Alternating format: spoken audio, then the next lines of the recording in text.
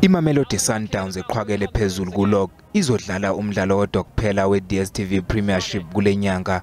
Umdlalo wabo uzolandela emva kwalona wakusasa kuzoba weNedbank Cup lapho bezobhekana khona neRichards Bay FC ePitoli ngolwesibili.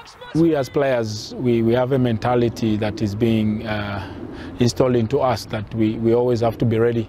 The competitiveness has to be there all the time.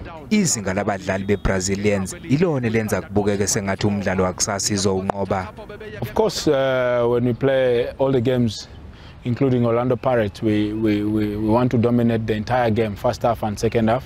As Orlando Pirates, we're focusing on ourselves and we're making sure that as long as we carry out the game plan as the coach wants it, the results will take care of itself. Also encouraging our supporters, all patrons that will be coming through to Orlando Stadium to come in early. Kickoff is at 3:30 and this is a big fixture. We want to avoid traffic congestion with the challenges of load shedding as well. We know that has a huge impact on traffic, although there is a contingency